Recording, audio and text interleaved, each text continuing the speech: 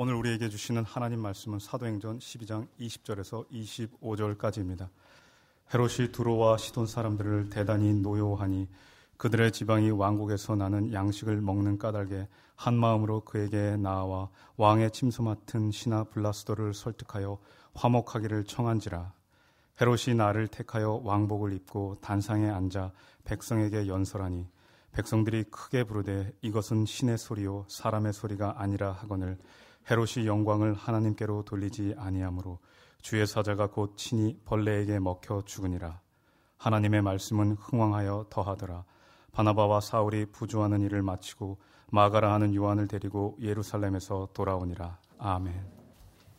우리가 2주 동안 함께 살펴보았던 19절이 이렇게 끝났습니다.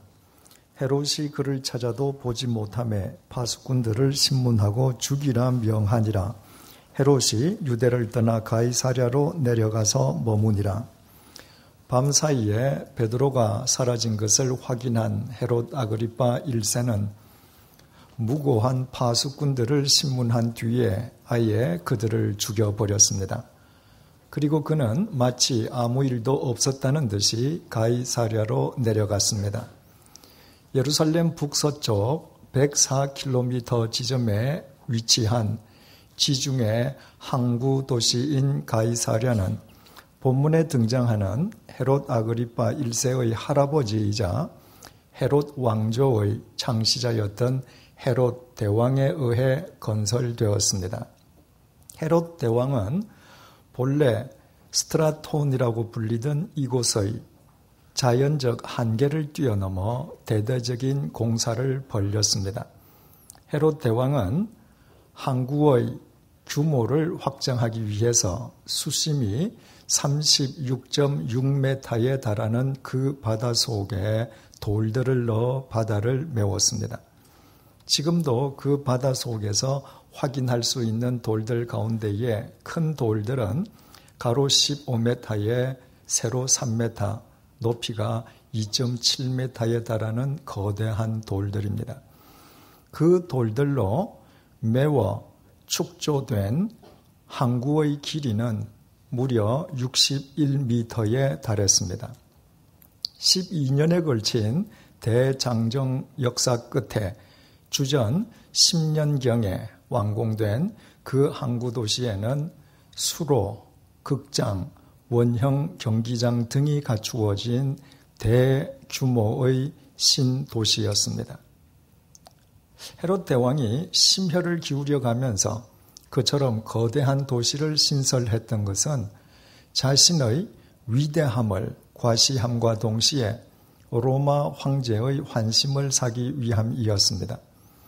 그래서 헤롯 대왕은 자신이 신설한 그 항구 도시에 로마 황제의 칭호인 카이사르를 붙여서 가이사랴라고 명명했습니다.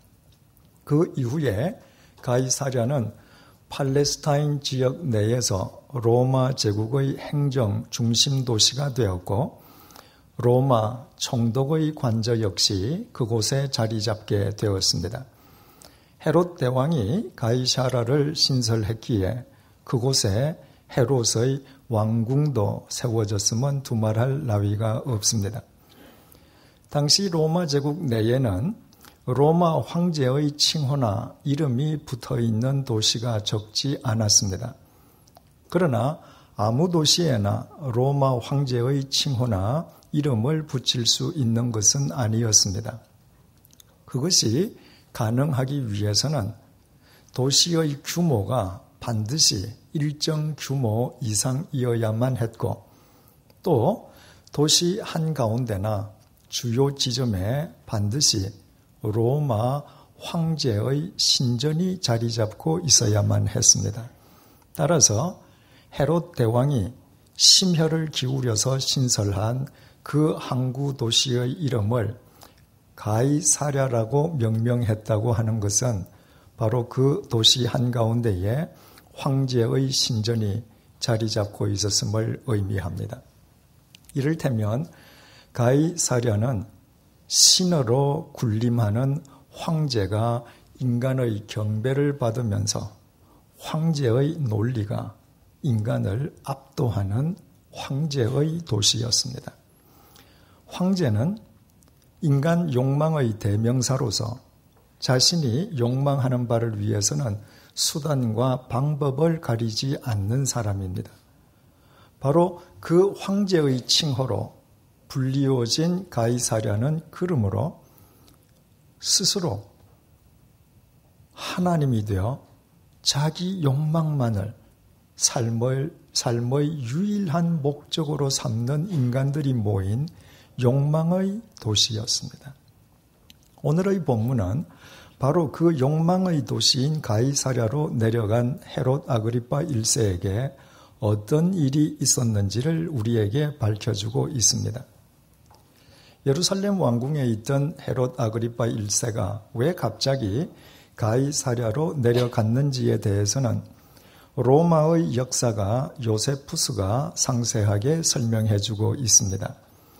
그가 기록한 유대 고대사에 의하면 그때 헤롯 아그리파 1세는 영국 원정에서 승리하고 돌아온 글라우디오 황제를 축하하기 위한 축제에 참석하러 가이사랴로 내려갔습니다. 헤롯 아그리파 1세 자신이 로마 황제에 의해 임명된 분봉왕이었기에 로마 황제를 축하하는 축제를 개최하고 참석하는 것은 그의 주요 업무 가운데 하나였습니다. 본문 20절을 보시겠습니다. 헤롯이 두로와 시돈 사람들을 대단히 노여워하니 그들의 지방이 왕국에서 나는 양식을 먹는 까닭에 한마음으로 그에게 나아와 왕의 침소 맡은 신하 블라스도를 설득하여 화목하기를 청한지라. 지중해 북쪽 연안에 자리 잡고 있는 페니키아의 시돈과 두로는 무역 항구 도시였던 터라 그곳에 사는 주민들은 어쩔 수 없이 양식을 전적으로 이스라엘에 의존하면서 살았습니다. 그런데 어찌된 영문인지 느닷없이 두로와 시돈 사람에게 적개심을 품게 된 헤롯이 갑자기 그 지방에 대한 양식 공급을 중단해버리고 말았습니다. 하루아침에 식량난의 위기에 봉착하게 된 시돈과 두로의 지도자들은 헤롯 왕궁의 내실 집사였던 블라스도를 매수해서 헤롯 왕과의 관계를 회복하려고 안간 힘을 썼습니다. 그 와중에 헤롯은 글라우디오 황제를 위한 축제에 참석하기 위해서 시돈과 두로에서 가까운 가이사랴로 내려갔고 그 정보는 블라스도를 통해서 시돈과 두로 사람들에게 즉각 전달되었습니다. 본문 21절에서 23절을 보시겠습니다. 헤롯이 나를 택하여 왕복을 입고 단상에 앉아 백성에게 연설하니 백성들이 크게 부르되 이것은 신의 소리요 사람의 소리가 아니라 하거늘 헤롯이 영광을 하나님께로 돌리지 아니하므로 주의 사자가 곧 친히 벌레에게 먹혀 죽으니라. 헤롯이 나를 택하여 왕복을 입고 위엄을 갖추어 군중들 앞에서 일장 연설을 했습니다. 그때 군중들이 헤롯을 향해 열광적으로 환호와 찬사를 보내었습니다. 당신의 말은 사람의 말이 아니라 하나님의 소리라고 그를 칭송했던 것입니다. 그들 대부분은 두로와 시돈에서 동원된 박수부대였기에 그들의 말에 진실이 담겨 있을 리가 없었습니다. 그럼에도 불구하고 헤롯은 자신을 하나님이라 칭송하는 그들의 환호와 찬사를 당연하다는 듯이 즐겼습니다. 헤롯의 안중에는 하나님이 없었습니다. 아니, 그 자신이 이미 하나님의 자리에 앉아 하나님이 되어 있었습니다. 그러나 그 결과는 너무나도 비참했습니다. 스스로 하나님이 되어 있는 헤롯을 하나님의 사자가 치심에 그는 곧 벌레에 먹혀 죽어버리고 말았습니다. 우리말 벌레라고 번역된 헬라어 스콜렉스는 성경을 통틀어서 본문에 단 한 번 사용된 단어인데 오늘날의 용어로 세균이라고 이해하면 되겠습니다. 이를테면 헤롯은 급성 세균 감염으로 죽어버리고 말았습니다. 이미 언급해드린 로마의 역사가 요세푸스의 유대 고대사는 이때의 상황을 훨씬 더 상세하게 전해주고 있습니다. 그 날은 영국 원정에서 승리하고 돌아온 글라우디오 황제를 축하하기 위한 축제 두 번째 날이었습니다. 주후 44년 8월 1일이었던 그날은 로마 황궁에 있는 글라우디오 황제의 생일이기도 했습니다. 그날 헤롯 아그리파 1세는 은실로 짜진 왕복을 입고 있었습니다. 그가 은빛 왕복을 입고 원형 극장의 무대에 오르자 그의 은빛 왕복은 햇빛을 받아서 눈부시도록 화려하게 빛났습니다. 그리고 헤롯이 군중들에게 일장 연설을 시작했습니다. 동원된 박수부대들은 당신이 하나님이라고 그에게 칭송을 아끼지 않았습니다. 그리고 헤롯은 그것이 당연하다는 듯 그들의 칭송을 마냥 즐기기만 했습니다. 바로 그때 유대인들이 불길의 징조로 여기는 올빼미 한 마리가 날아오더니 원형극장 기둥 위에 앉았습니다. 헤롯이 그 올빼미를 보는 즉시 복통을 일으키면서 그 자리에 쓰러져 버렸습니다. 신하들이 놀라서 헤롯을 황급하게 궁으로 옮겼지만 끝내 제 정신을 찾지 못한 헤롯은 사경을 헤매다가 닷새 후에 죽어버리고 말았습니다. 이처럼 헤롯 아그리파 1세의 최후에 대한 본문의 기록과 로마의 역사가 요세푸스의 기록은 큰 줄기에서 일치하고 있습니다. 우리는 16주 전에 사도행전 12장은 헤롯 아그리파 1세가 무자비하게 권력을 휘두르는 것으로부터 시작되고 있음을 살펴보았습니다. 때는 무교절 즈음이었습니다. 무교절은 이집트의 노예살이에서 해방된 것을 기념하기 위해서 6월절을 포함해서 일주일 동안 계속되는 절기로서 옛 조상들의 고난을 되새기는 의미에서 누룩 없는 떡을 먹는다는 뜻에서 무교절로 불리어졌습니다.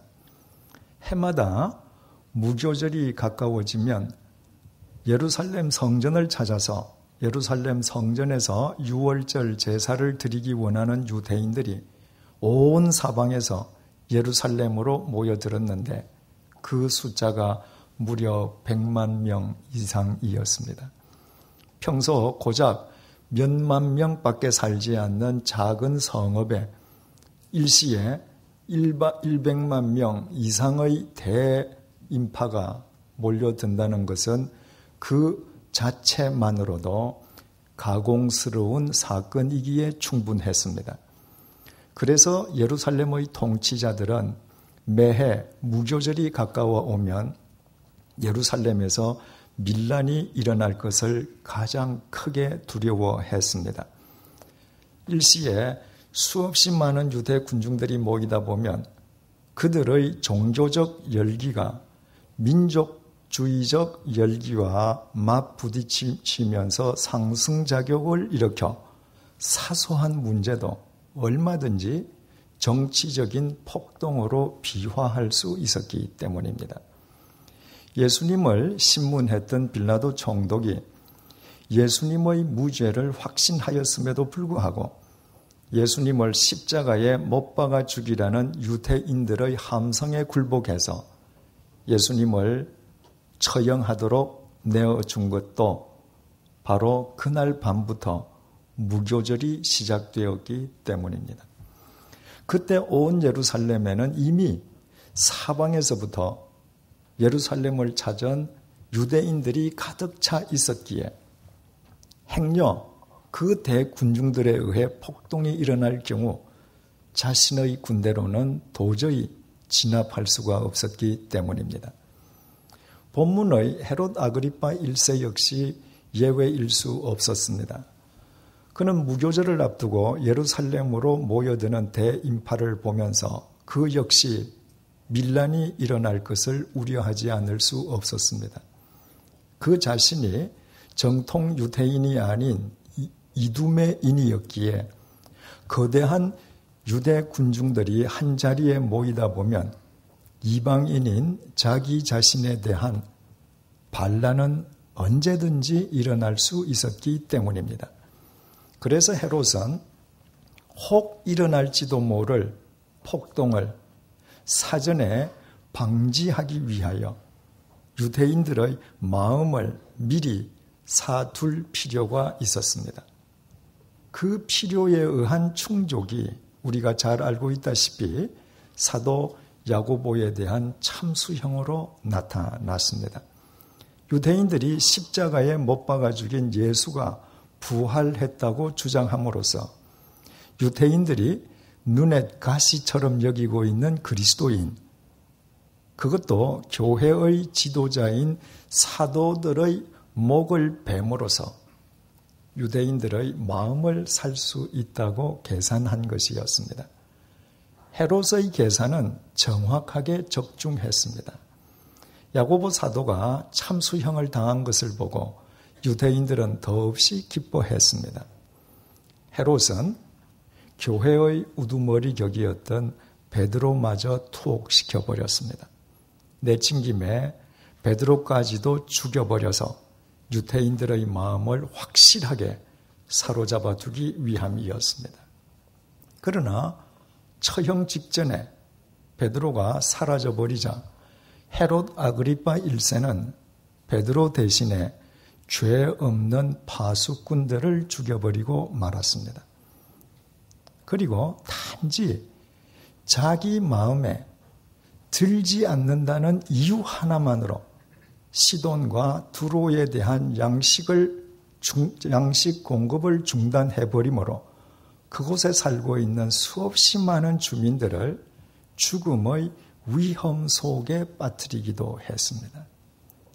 헤롯은 진리라든가 정의와는 애당초 거리가 먼 인간이었습니다.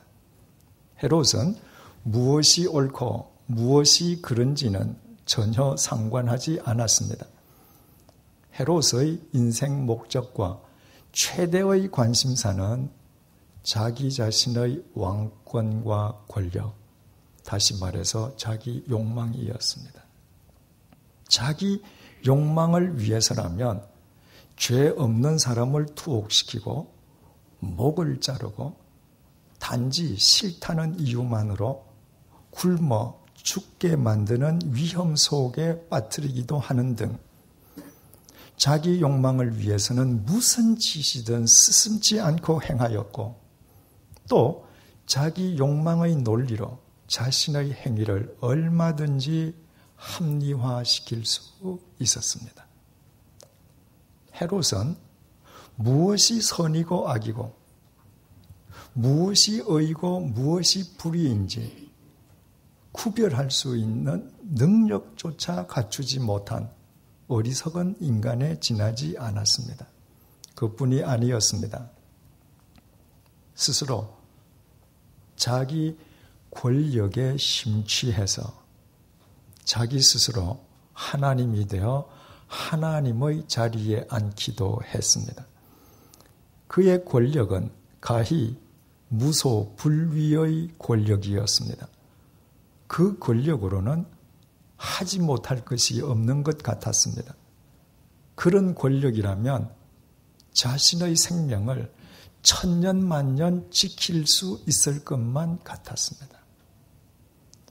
그런데도 그는 욕망의 도시 가이사랴에서 비참하게도 벌레에 먹혀 죽어버리고 말았습니다. 무소 불의의 권력으로도 그는 자기 생명을 갉아먹는 벌레 한 마리도 물리치지 못했습니다. 본문은 그것을 가리켜 하나님께서 그를 치셨기 때문이라고 밝히고 있습니다. 욕망의 눈이 멀어 자신의 권력을 맹신하면서 스스로 하나님처럼 살던 헤롯은 이처럼 욕망의 도시 가이사랴에서 벌레에 먹혀 비참하고도 허무하게 그 생이 끝나버리고 말았습니다. 이렇듯 비참한 헤롯의 최후를 증언해주고 있는 본문은 24절에서 이렇게 이어지고 있습니다. 하나님의 말씀은 흥왕하여 더하더라. 헤롯이 벌레에 먹혀 죽은 가이사랴는 인간 스스로 하나님이 되어 황제의 논리가 판을 치는 황제의 도시였습니다.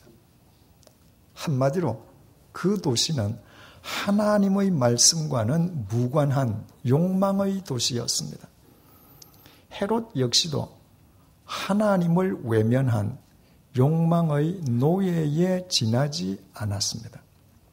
그런데도 오늘의 본문은 바로 그 욕망의 도시에서 헤롯이 벌레에 먹혀 죽었음을 증언해 주면서 하나님의 말씀은 흥왕하여 더하였음을 밝혀주고 있습니다.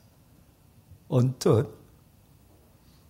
상충되어 보이는 것과 같은 이 두 내용이 서로 이어져 있는 것은 헤롯이 욕망의 도시에서 벌레에 먹혀 죽은 것은 하나님의 말씀과 무관한 일이 아니라 그 둘은 불가분의 관계에 있음을 일깨워주고 있습니다. 다시 말씀드리면 욕망의 눈이 멀어 스스로 하나님이 되어 욕망만을 쫓아 살다가 욕망의 도시에서 헤롯이 벌레에 먹혀 죽은 것은 바로 하나님의 말씀으로 인함이라는 것입니다. 이것이 정확하게 무엇을 의미하는지는 하나님의 말씀을 확인하면 절로 알 수 있습니다. 갈라디아서 6장 7절에서 8절 말씀입니다. 스스로 속이지 말라. 하나님은 업신여김을 받지 아니하시나니 사람이 무엇으로 심든지 그대로 거두리라. 자기의 육체를 위하여 심는 자는 육체로부터 썩어질 것을 거두고 성령을 위하여 심는 자는 성령으로부터 영생을 거두리라. 대부분의 사람들은 자기 자신을 속이면서 살아가고 있습니다.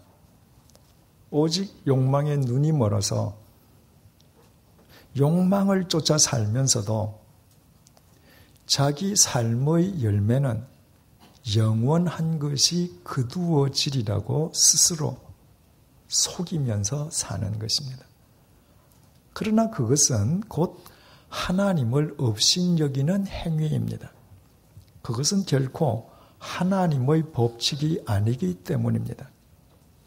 하나님의 법칙은 사람이 무엇으로 심든지 심은 대로 거두게 하시는 것입니다.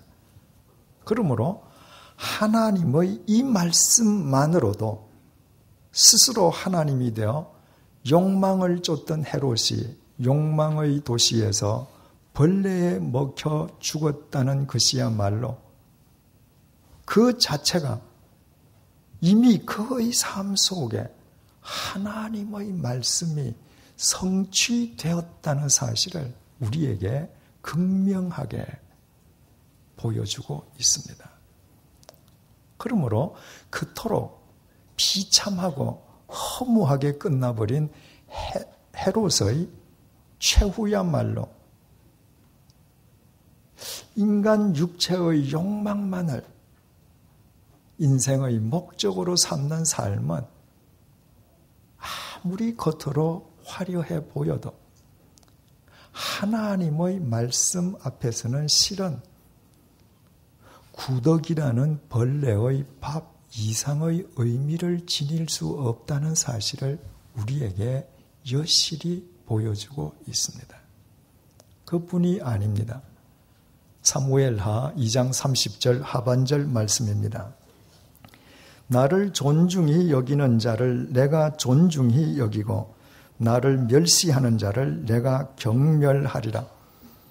하찮은 인간에 지나지 않는 헤롯이 스스로 하나님이 되어 하나님의 자리에 앉은 것은 하나님을 멸시하는 행위였습니다. 그리고 그가 욕망의 도시에서 벌레에 먹혀 비참하게 죽은 것은 하나님께서 그를 경멸하신 결과였습니다.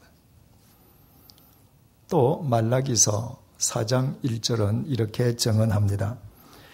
만군의 여호와가 이르노라 보라 용광로 불같은 날이 이르리니 교만한 자와 악을 행하는 자는 다 지푸라기 같을 것이라.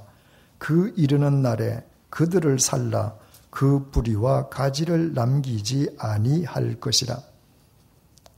하나님께서는 스스로 하나님이 되려는 교만한 인간과 자기 욕망을 위해 수단과 방법을 가리지 않는 악한 인간을 마치 용광로의 불이 지푸라기를 흔적도 없이 살라버리듯이 그 뿌리채 쓸어버리시는 하나님이십니다. 그러므로 스스로 하나님이 되어 오직 욕망만을 목적으로 삼다가 욕망의 도시 가이사라에서 헤롯이 벌레에 먹혀 죽어버린 것은 우연한 일이 아니라 바로 그 헤롯에 대한 하나님의 심판이었던 것입니다. 이처럼 헤롯은 철저하게 하나님의 말씀을 외면하고 살았지만 그렇다고 해서 하나님의 말씀마저 헤롯을 외면했던 것은 결코 아니었습니다. 헤롯의 삶 속에서도 하나님의 말씀은 예외 없이 흥왕했습니다.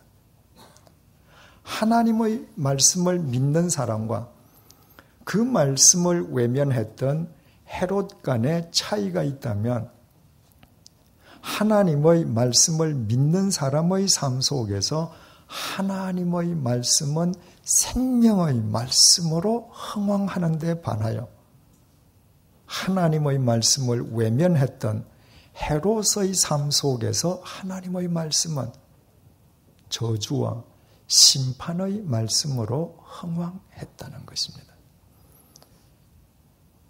가이사랴는 인간이 신으로 군림하면서 인간의 경배를 받는 황제의 논리가 인간을 압도하는 황제의 도시라고 했습니다. 바꾸어 말씀드리면 가이사랴는 인간 스스로 하나님이 되어 철저하게 욕망만을 뒤쫓는 욕망의 도시라고 했습니다. 그 도시에는 하나님의 말씀이 부재하고 하나님의 말씀이 전혀 통하지 않고 하나님의 말씀이 전혀 영향력을 행사하지 못하는 것처럼 보입니다. 그러나 그것은 인간의 착각일 뿐이었습니다.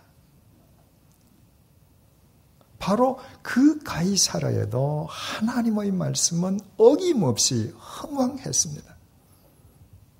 단지 흥왕하신 하나님의 말씀의 의미가 달랐을 뿐입니다. 생각을 해보십시오.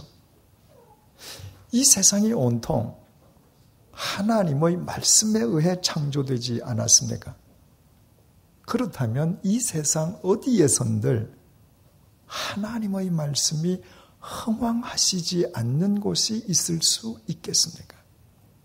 단지 차이가 있다면 하나님의 말씀이 생명의 말씀으로 흥왕하냐, 저주와 심판의 말씀으로 흥왕하냐, 이 차이밖에 없습니다. 그리고 그 차이는 전적으로 하나님에 의해 창조된 인간 자신의 삶에 기인합니다. 사랑하는 교우 여러분, 우리가 살고 있는 이 세상이 온통 거대한 가이사랴라고 하는 사실을 알고 계십니까?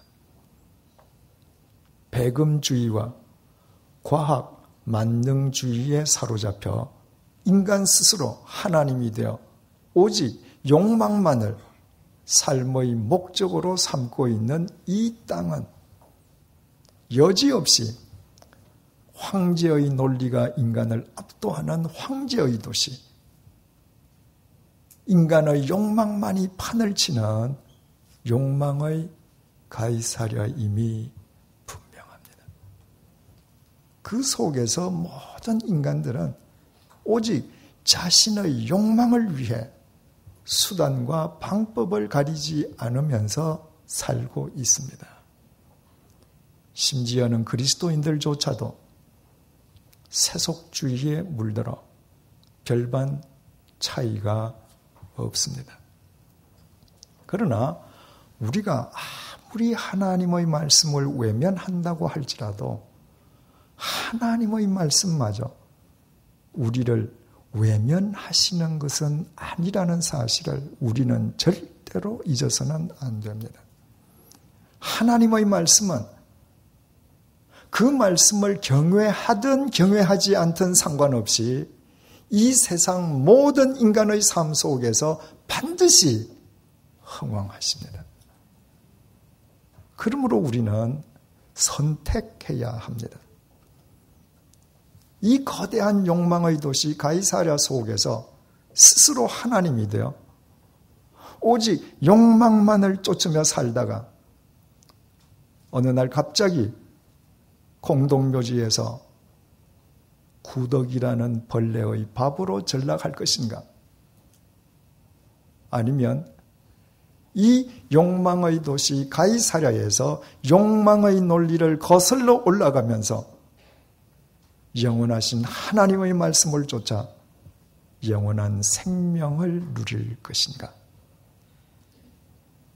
우리 앞에 놓여 있는 이 두 길 가운데 우리가 어떤 길을 선택해야 할지는 역설적이게도 욕망의 눈이 멀어 스스로 하나님이 되어 욕망을 쫓아 살다가 욕망의 도시에서 어이없이 벌레에 먹혀 죽은 헤롯이 그 바른 해답을 우리에게 친절하게 제시해주고 있습니다. 기도하시겠습니다. 하나님, 인간이 하나님의 말씀을 외면하고 살아도 하나님의 말씀은 모든 인간의 삶 속에서 흥왕함을 일깨워 주셔서 감사합니다. 하나님께서 우리에게 당신의 말씀을 생명의 말씀으로 주셨는데 그 말씀을 저주와 심판의 말씀이 되게 하는 어리석음을 범치 않도록 우리를 붙들어 주십시오. 욕망의 눈이 멀어 스스로 하나님이 되었다가 욕망의 도시 가이사랴에서 비참하게 벌레에 먹혀 죽은 헤롯을 우리의 반면교사로 삼는 지혜를 허락해 주십시오. 욕망의 논리가 판을 치는 이 가이사랴의 세상에서 죽음을 깨뜨리고 부활하신 예수님을 나의 구주로 모시고 오직 영원하신 하나님의 말씀을 쫓아 영원한 생명을 누리도록 인도해 주십시오.